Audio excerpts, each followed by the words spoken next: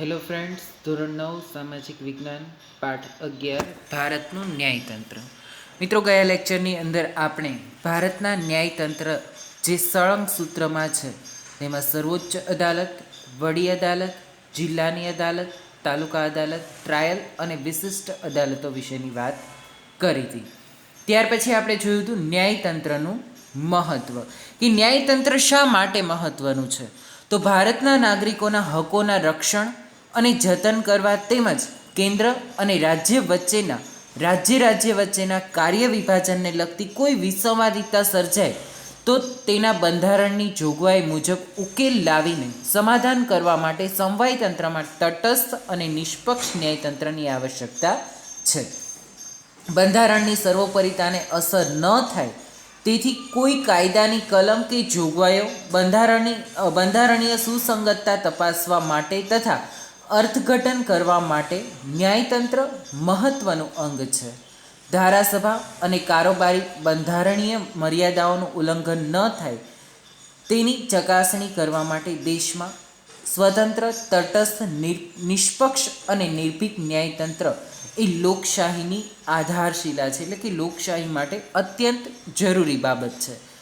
ન્યાયિક પ્રક્રિયામાં ક્ષતિ કે વિલંબ ન થાય અને નાગરિકોને ઝડપથી, સસ્તો અને સમાન ન્યાય મળે તો જ બંધારણનો હેતુ સરે છે, એટલે કે બર આવે છે. કારોબારી અને સજાગ ધારાસભા હોવા છતાં ન્યાયતંત્ર સક્રિય રહે એ હંમેશા જરૂરી છે, પરંતુ કેટલીક વખત કારોબારી અને વહીવટી કારોબારીની નિષ્ક્રિયતા અને બેજવાબદારીપણાને કારણે ધારાસભાની આપખુદશાહીના પરિણામે જાગૃત, નીડર, સ્વતંત્ર, નિષ્પક્ષ ન્યાયતંત્રની સક્રિયતા દર્શાવે છે. આમ કારોબારી અને ધારાસભાને પણ સક્રિય રાખવા માટે ન્યાયતંત્ર હોવું અત્યંત આવશ્યક છે.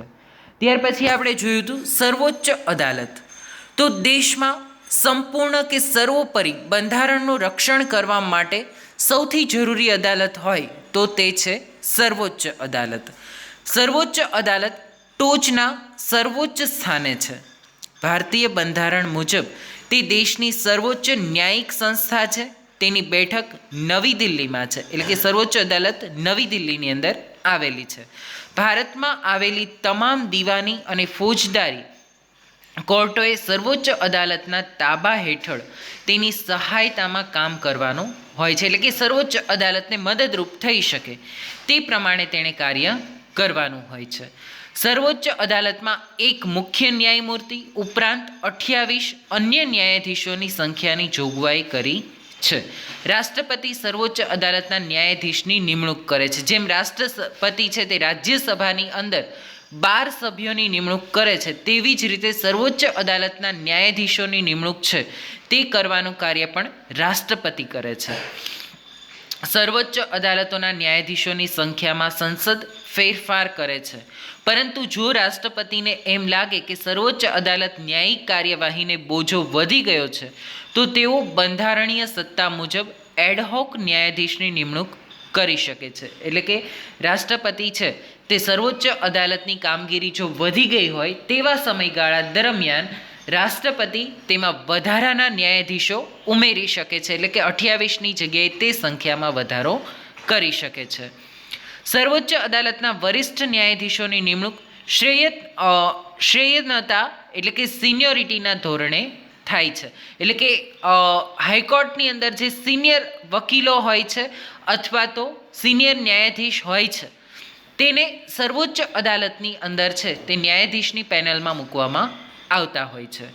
મુખ્ય ન્યાયમૂર્તિ સિવાયના અન્ય ન્યાયાધીશોની નિમણૂકમાં ન્યાયમૂર્તિ અને વરિષ્ઠ ન્યાયાધીશો સાથે હંમેશા ચર્ચા વિમર્શ કરીને કરવામાં આવે છે. કરે છે રાષ્ટ્રપતિ જ નિમણૂક, પરંતુ આ નિમણૂક કરવા માટે રાષ્ટ્રપતિ છે તે પોતે અને અન્ય ન્યાયાધીશો હોય છે જે સિનિયર ન્યાયાધીશ છે તે અને મુખ્ય ન્યાયાધીશ આ બધાની સાથે ચર્ચા વિમર્શ કરીને ત્યારબાદ સર્વોચ્ચ અદાલતના ન્યાયાધીશ તરીકે ન્યાયાધીશોની નિમણૂક છે તે રાષ્ટ્રપતિ દ્વારા કરવામાં આવે છે. સર્વોચ્ચ અદાલતના ન્યાયાધીશ બનવા માટેની લાયકાતમાં જરૂરી લાયકાત કઈ કઈ છે તો કે તે પહેલાં તો ભારતનો વ્યક્તિ હોવો જોઈએ, એટલે કે ભારતનો નાગરિક હોવો જોઈએ. બીજું, તે 65 વર્ષ કે તેના કરતાં વધુ ઉંમર ધરાવતી ન હોવી જોઈએ. એટલે 65 વર્ષ કરતાં ઓછી ઉંમરનો હોય તો જ તે સર્વોચ્ચ અદાલતમાં ન્યાયાધીશ તરીકે નિમણૂક પામી શકે છે. ત્રીજી લાયકાત છે તેની, ભારતની કોઈ પણ વડી અદાલતમાં ન્યાયાધીશ તરીકે ઓછામાં ઓછા 5 વર્ષ સુધી સેવા બજાવી હોય અથવા તો કોઈ પણ વડી અદાલતની અંદર ઓછામાં ઓછા 10 વર્ષ વકીલ તરીકે અથવા તો રાષ્ટ્રપતિના મત મુજબ તે નામાંકિત ન્યાયવિદ અથવા પ્રસિદ્ધ કાયદાશાસ્ત્રી હોવો જોઈએ. બરાબર છે. એટલે આ ત્રણમાંથી કોઈ પણ એક હોવી જોઈએ અને ઓલી બે ફરજિયાત કે ભારતનો નાગરિક અને 65 વર્ષ કરતાં ઓછી ઉંમર, તે બંને લાયકાત એની કમ્પલસરી છે. જ્યારે હાઈકોર્ટની અંદર એટલે કે વડી અદાલતની અંદર 5 વર્ષ તરીકે ન્યાયમૂર્તિ એટલે કે જજ તરીકેની કામગીરી કરેલી હોય એના અથવામાં જો 5 વર્ષ તરીકે જજ તરીકેની કામગીરી ન કરેલી હોય તો 10 વર્ષ હાઈકોર્ટની અંદર તેની પાસે વકીલાતનો અનુભવ હોવો જોઈએ. અને 10 વર્ષનો વકીલાતનો અનુભવ ન હોય તો તે નામાંકિત ન્યાયવિદ અથવા તો પ્રસિદ્ધ કાયદાશાસ્ત્રી હોવો જોઈએ. એટલે કે કાયદાઓનો જાણકાર છે તે હોવો જરૂરી છે. હવે આપણે જોવું છે સર્વોચ્ચ અદાલતના ન્યાયાધીશોની સમયાવધિ, એટલે કે કેટલા સમય સુધી આ ન્યાયાધીશ છે તે કામ કરી શકે છે. આમ તો જોઈએ તો સર્વોચ્ચ અદાલતના ન્યાયમૂર્તિઓ નિવૃત્તિ વય 65 વર્ષની હોય છે ત્યાં સુધી તે હોદ્દા પર રહી શકે છે. એટલે કે સામાન્ય પરિસ્થિતિમાં તે 65 વર્ષ સુધી કામ કરી શકે છે. પછી તે 59 વર્ષે જો કામ પર લાગેલા હોય એટલે કે સર્વોચ્ચ અદાલતના ન્યાયાધીશ તરીકેની તેમની નિમણૂક થઈ હોય તો તે 59 વર્ષથી લઈને 65 વર્ષ સુધી સર્વોચ્ચ અદાલતની અંદર કામગીરી કરી શકે છે. સર્વોચ્ચ અદાલતના ન્યાયાધીશની નિવૃત્તિ વય 65 વર્ષ નિર્ધારિત કરવામાં આવી છે, એટલે કે નક્કી કરવામાં આવેલી છે. જો કે સંસદ તેમાં કાયદો ઘડીને ફેરફાર કરી શકે છે. એટલે કે સંસદને યોગ્ય લાગે તો સંસદ છે તે અંગેનો કાયદો પસાર કરીને તેની અંદર ફેરફાર કરી શકે છે. એટલે કે સર્વોચ્ચ અદાલતના ન્યાયાધીશની નિમણૂક કરવામાં ફેરફાર કરી શકે છે. નિવૃત્તિ વય બાદ ભારતની કોઈ પણ અદાલતમાં વકીલાત કરી શકતા નથી. ન્યાયમૂર્તિ તરીકે સર્વોચ્ચ અદાલતની અંદર કામગીરી તેણે કરેલી હોય અને સર્વોચ્ચ અદાલતની અંદર ન્યાયમૂર્તિ તરીકે કામ કર્યા બાદ તે ત્યાંથી નિવૃત્ત થાય છે તો તે ભારતની કોઈ પણ વડી અદાલતની અંદર કે અન્ય કોઈ પણ અદાલતની અંદર વકીલાત પણ ન કરી શકે. પરંતુ અસાધારણ સંજોગોમાં કે પ્રસંગોમાં તપાસ માટે નિમાયેલ તપાસ પંચમાં તેઓ કામગીરી કરી શકે છે. 65 વર્ષ પછી પણ તો તપાસ માત્ર કરવાની હોય એટલે પોતાના અનુભવના આધારે તપાસ કરવાની હોય તો તપાસ પંચની નિમણૂક કરવામાં આવી હોય તો તે તપાસ પંચની નિમણૂકની અંદર તેઓ કામગીરી કરી શકે છે. તપાસ પંચમાં તેઓ કામગીરી કરી શકે છે પરંતુ વકીલાત કરી શકતા નથી. તેઓ નિવૃત્તિની મુદત પહેલાં પોતાની ફરજો અદા કરવામાં અશક્તિમાન હોય તો તેઓ સ્વેચ્છાએ લેખિત રાજીનામું રાષ્ટ્રપતિને આપીને ફરજમાંથી મુક્ત થઈ શકે છે. રાજીનામું કોને આપવાનું છે? રાષ્ટ્રપતિને. શું કામ? તો તેની નિમણૂક કોણે કરેલી છે? રાષ્ટ્રપતિએ કરેલી છે. એટલે રાષ્ટ્રપતિ જ સર્વોચ્ચ અદાલતના ન્યાયાધીશોની નિમણૂક કરે છે અને રાષ્ટ્રપતિને સંબોધીને જ તેમને એમ લાગે કે 63 વર્ષ પછી કે હવે ભાઈ પોતાને કામગીરી કરવી નથી અથવા તો પોતે કાર્ય કરવા માટે અક્ષમ્ય છે અથવા તો અશક્ત છે તો તેવા સંજોગોની અંદર સર્વોચ્ચ અદાલતના ન્યાયાધીશ છે તે રાષ્ટ્રપતિને સંબોધીને પોતાનું રાજીનામું આપીને ફરજમાંથી મુક્ત થઈ શકે છે. પરંતુ પોતાની અયોગ્યતા સાબિત થવાથી ગેરવર્તણૂક કે બિનકાર્યક્ષમતાને કારણે પદ પરથી દૂર કરવાના સંજોગોમાં તેમજ બંધારણીય મર્યાદાઓનો ભંગ કરવાના કારણોસર કે ગંભીર ગેરરીતિ કે ભ્રષ્ટાચાર આચરવાના આક્ષેપોસર તેમની સામે સંસદમાં મહાભિયોગની કાર્યવાહીથી ન્યાયાધીશને હોદ્દા પરથી બરતરફ કરી શકાય છે. તે માટેની કાર્યવાહી આ પ્રમાણે છે કે મહાભિયોગ ક્યારે થઈ શકે? જો સર્વોચ્ચ અદાલતના ન્યાયાધીશ તરીકે તેમની નિમણૂક થઈ ગઈ હોય, બરાબર છે, ત્યાર પછી સીધો તેની ઉપર એવો આરોપ લગાડી દેવામાં આવે કે પોતે ભ્રષ્ટાચાર આચરે છે અથવા તો પોતે યોગ્ય રીતે કાર્ય કરતા નથી, તો તેવા સંજોગોમાં સામાન્ય રીતે તેઓની હોદ્દા પરથી બરતરફી કરી શકાતી નથી. મહાભિયોગની કાર્યવાહી કરવા માટે એટલે સીધા સર્વોચ્ચ અદાલતના ન્યાયાધીશોને હોદ્દા પરથી બરતરફ કરી શકાય નહીં, કારણ કે ઘણી વખત એવું થાય કે ન્યાયમૂર્તિઓ છે સર્વોચ્ચ અદાલતના, તેણે બંધારણનું રક્ષણ કરવા માટે સત્તાપક્ષ વિરુદ્ધ પણ કેટલાક નિર્ણયો લેવા પડતા હોય છે. આવા સંજોગોની અંદર સત્તાપક્ષ છે તે તેની ઉપર આરોપ લગાડીને તેને હોદ્દા પરથી બરતરફ કરવાના પ્રયાસો કરી શકે. તો આવા સંજોગોની અંદર તેઓ નિષ્પક્ષ રીતે, નિર્ભીક રીતે નિર્ણયો લઈ શકે તે માટે તેને હોદ્દા પરથી બરતરફ કરવા માટે મહાભિયોગ જેવી કાર્યવાહી છે તે કરવી પડે છે. આ કાર્યવાહીમાં કેવી રીતે કરવામાં આવે છે? તો તે કાર્યવાહી આ પ્રમાણે છે કે સંસદના દરેક ગૃહની કુલ સભ્ય સંખ્યાની બહુમતીના તથા ગૃહમાં હાજર રહીને મત આપનારના ઓછામાં ઓછા 2/3 સભ્યોની બહુમતીના ટેકાવાળું નિવેદનને રાષ્ટ્રપતિની સમક્ષ જે તે સત્રમાં રજૂ કરાયેલ હોય તે પરથી રાષ્ટ્રપતિના હુકમને આધારે હોદ્દા પરથી દૂર કરી શકાય છે. બરાબર છે. એટલે સંસદના બંને ગૃહોની અંદર કુલ સભ્યની બહુમતી અને હાજર રહેલા હોય તેમાંથી મત આપનાર સભ્યોની બહુમતીવાળા સભ્યો હોય તેઓનું બધાનો ટેકો હોય તેવા પ્રકારનું એક આવેદનપત્ર છે તે રાષ્ટ્રપતિને આપવાનું રહે છે. અને આ આવેદનપત્ર રાષ્ટ્રપતિને આપવામાં આવે છે, તેના આધારે તેને હોદ્દા પરથી બરતરફ કરી શકાય છે. બીજું, સંસદના ન્યાયાધીશના ગેરવર્તન અંગેનું નિવેદન રજૂ કરવા માટે તેની તપાસની કાર્યવાહી તેમજ સાબિતી માટેનું કાર્યવાહીનું નિયમન કરશે. કે સીધું નહીં, તેને સાબિત કરવા માટે કાર્યવાહી છે તે કરવામાં આવતી હોય છે કે ખરેખર તેમણે આ ગેરવર્તણૂક કરેલી છે કે અયોગ્ય વર્તન તેમણે ખરેખર થયેલું છે કે આ બાબત ખોટી છે, તે બાબતનું નિયમન છે તે પણ કરવામાં આવે છે. સંબંધિત ન્યાયાધીશને સંસદમાં હાજર રહીને પોતાના બચાવમાં પોતાનું નિવેદન રજૂ કરવાની તક આપવામાં આવી છે.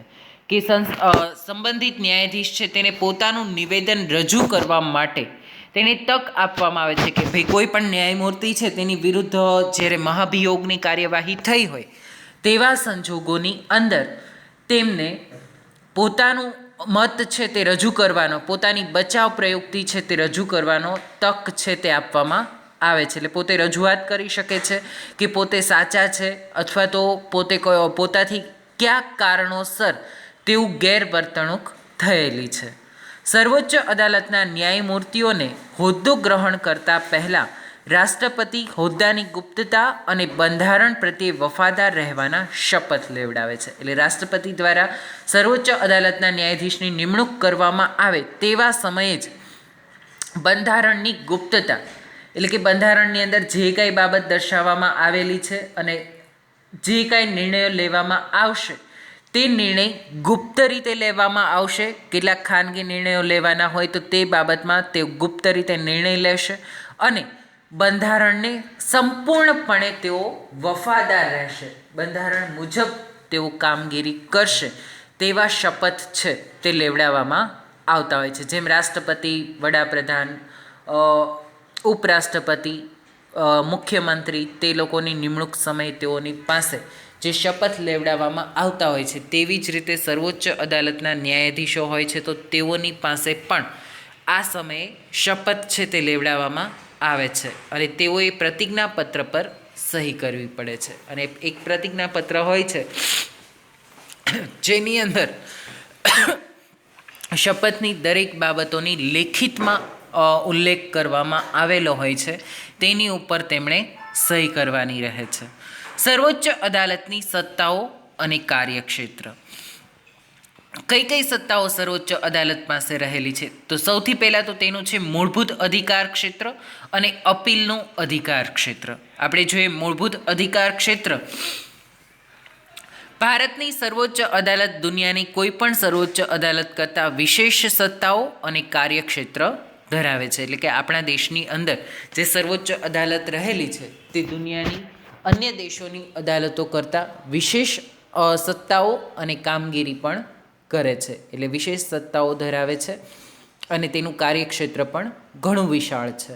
આ કાર્યક્ષેત્ર મૂળભૂત ક્ષેત્રાધિકાર, વિવાદ ક્ષેત્રાધિકાર, સલાહકારી ક્ષેત્રાધિકાર એમ 3 ભાગમાં વહેંચવામાં આવેલું છે. અપીલનું ક્ષેત્રાધિકાર એટલે કે વિવાદ ક્ષેત્રાધિકાર.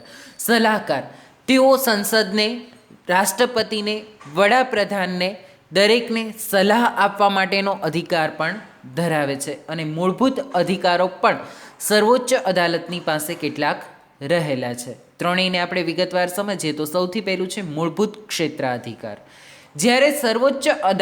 જ્યારે અદાલતને સૌ પ્રથમ જ તકરાર સાંભળીને નિર્ણય આપવાની સત્તા હોય તો તેને મૂળભૂત અધિકાર ક્ષેત્ર એટલે કે મૌલિક હકુમત કહેવામાં આવે છે. કે બે રાજ્યની વચ્ચે, આપણે અગાઉ જોયું તેમ કે બે રાજ્યની વચ્ચે, રાજ્ય અને કેન્દ્રની વચ્ચે જ્યારે કોઈ પણ પ્રકારનો વિવાદ સર્જાતો હોય તેવા વિવાદના સંજોગોની અંદર સર્વોચ્ચ અદાલતની પાસે તેવો અધિકાર રહેલો છે કે તે આ મૂળભૂત વિવાદ છે તે સાંભળે અને તેના બાબતમાં નિર્ણય આપવાનો હક છે તે સર્વોચ્ચ અદાલતની પાસે રહેલો છે. અને આ અધિકારને મૂળભૂત ક્ષેત્રાધિકાર તરીકે પણ ઓળખાવી શકાય છે. અને કેસનો નિર્ણય લેવાની સત્તા જે અન્ય કોઈ અદાલતોને નથી તે સર્વોચ્ચ અદાલતને છે. એટલે દાખલા તરીકે બે રાજ્ય વચ્ચેની જ્યારે વિવાદ સર્જાય તો તેવા સંજોગોની અંદર વડી અદાલતમાં રાજ્ય ન જઈ શકે, કારણ કે વડી અદાલત બંને રાજ્યોની અંદર હોય તો અને તે અંગેનો નિર્ણય છે તે પણ વડી અદાલત આપી શકતી નથી. જે નિર્ણય વડી અદાલત નથી આપી શકતી તે અંગેનો નિર્ણય લેવાની સત્તા સર્વોચ્ચ અદાલતની પાસે છે. એટલે સર્વોચ્ચ અદાલતની પાસે આ એક મૂળભૂત ક્ષેત્રાધિકાર છે કે અન્ય કોઈ પણ અદાલતો જે નિર્ણય આપે છે તે અંગેના નિર્ણયને પણ સર્વોચ્ચ અદાલતની અંદર પડકારી શકાય છે અને જે નિર્ણયો બીજી અદાલતોની અંદર પડકારી શકાતા નથી તે અંગેના નિર્ણયો છે તે સર્વોચ્ચ અદાલતમાં પડકારી શકાય છે. સંઘ સરકાર અને એક કે તેથી વધુ રાજ્યો વચ્ચેના ઝઘડા કે વિવાદનું નિરાકરણ કરવાની સત્તા ધરાવે છે. સંઘ સરકાર એટલે કે કેન્દ્ર સરકાર, કેન્દ્ર સરકાર અને રાજ્ય સરકાર વચ્ચે, કેન્દ્ર સરકારની અંદર પણ આંતરિક કોઈ પણ ઝઘડાઓ થાય તો એટલે અને એક કે તેથી વધુ રાજ્યો, સંઘ સરકાર એક તરફ હોય ને તેની સાથે 3 કે 4 રાજ્યોને જ્યારે વિવાદ સર્જાય તેવા સંજોગોની અંદર પણ સર્વોચ્ચ અદાલત નિર્ણય લેવાની સત્તા ધરાવે છે. બીજું, એક તરફ ભારત સરકાર અને એક કે તેથી વધુ રાજ્યો, બીજી તરફ એક કે તેથી વધુ અન્ય રાજ્યો વચ્ચેના મતભેદો કે તકરારોના સંઘર્ષનો ઉકેલ લાવવાની સત્તા ધરાવે છે. એટલે કે એક તરફ ભારત સરકાર હોય ને બીજી તરફ કેટલાય રાજ્યો હોય સામે, બરાબર છે, તો એક કે તેથી વધુ રાજ્યો હોય અને સરકારની સામે તે લોકોને કોઈ વાંધો હોય, રોષ હોય અને બંધારણ વિરુદ્ધ જ્યારે સરકાર કામ કરતી હોય અથવા તો સરકારના કોઈ પણ અયોગ્ય નિર્ણયો હોય તો આવા નિર્ણયોની અંદર સર્વોચ્ચ અદાલતની પાસે એટલી સત્તા રહેલી છે કે તે તેના અંગેના નિર્ણયો લઈ શકે છે.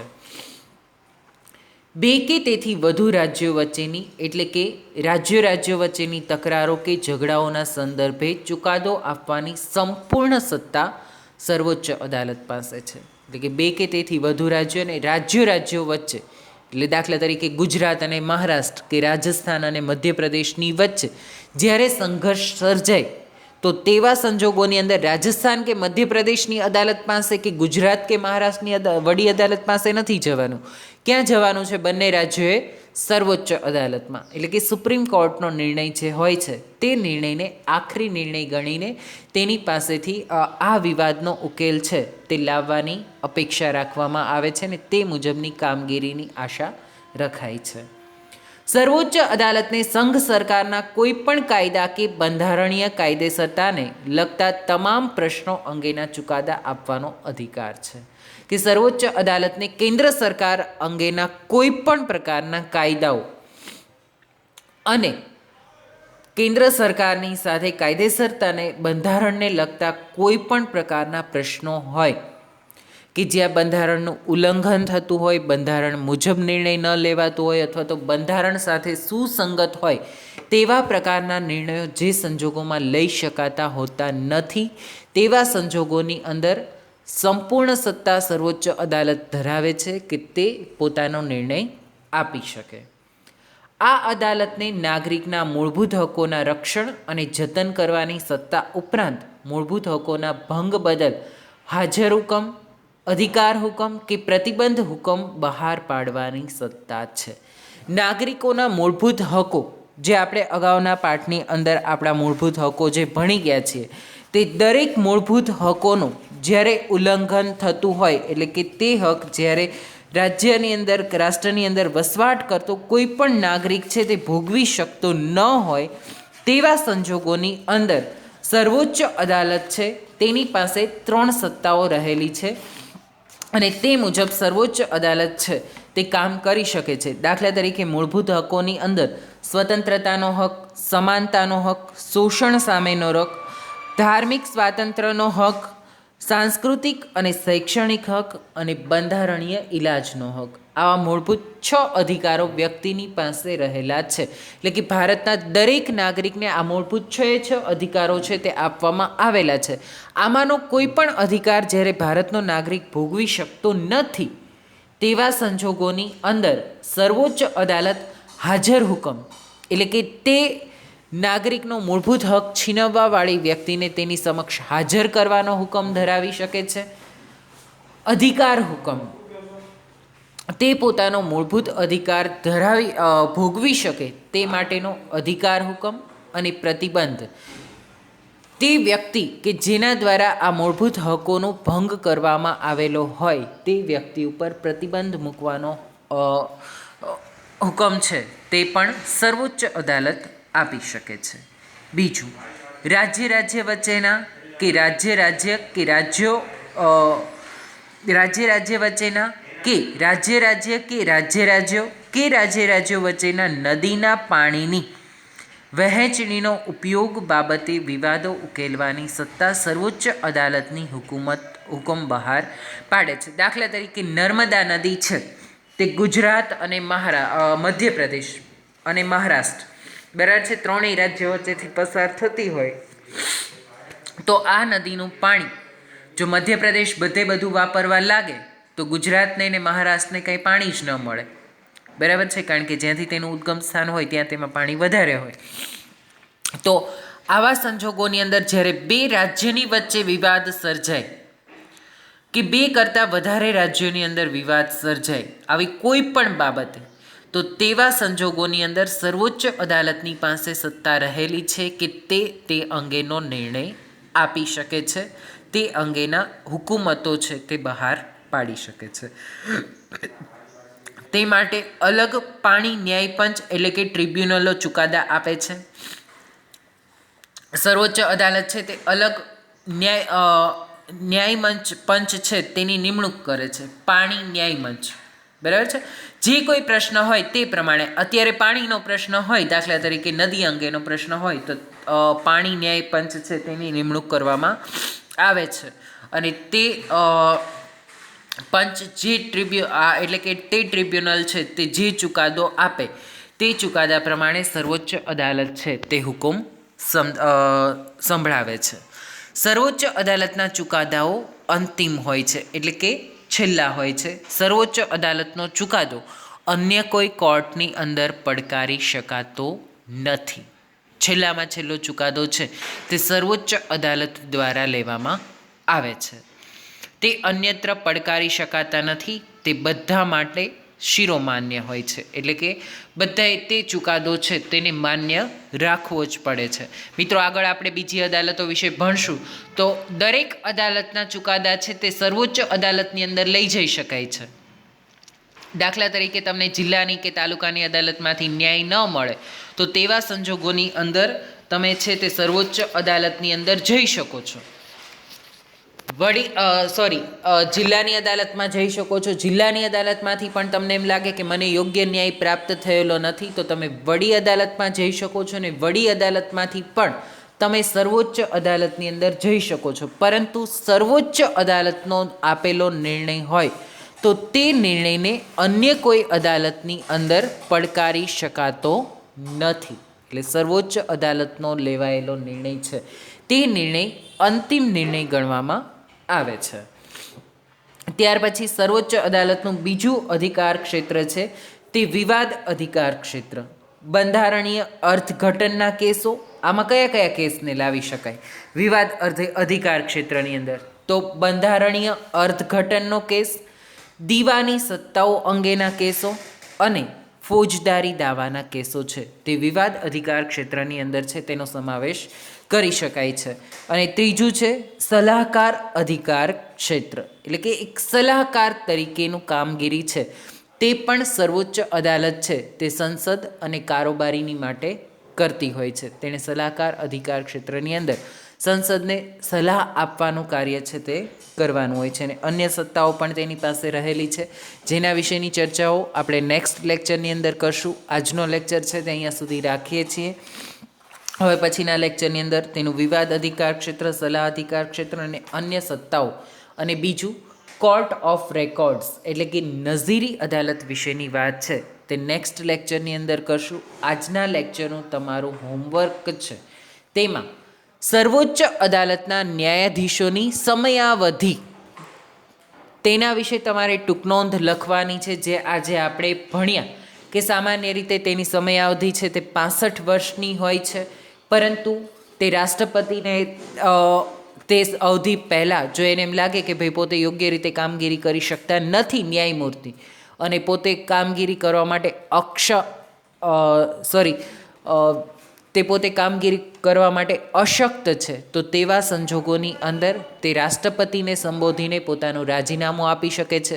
હવે સર્વોચ્ચ અદાલતના ન્યાયાધીશો જ્યારે કામગીરી કરવામાં બે જવાબદાર હોય છે, પોતે યોગ્ય કામગીરી કરતા નથી, ભ્રષ્ટાચાર આચરતા હોય, નિષ્પક્ષ ન્યાય ન આપી શકતા હોય, તેવા સંજોગોની અંદર સર્વોચ્ચ અદાલતના ન્યાયાધીશની વિરુદ્ધ મહાભિયોગની કાર્યવાહી કરી શકાય છે. તે મહાભિયોગ કેવી રીતે થાય છે તે આપણે આજે સમજ્યા.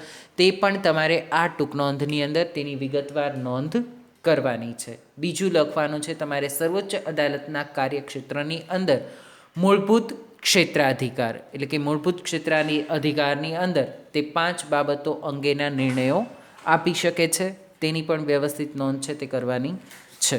હવે પછીનો લેક્ચર આવતીકાલે જોશું. ત્યાં સુધી રાખીએ છીએ. Thank you.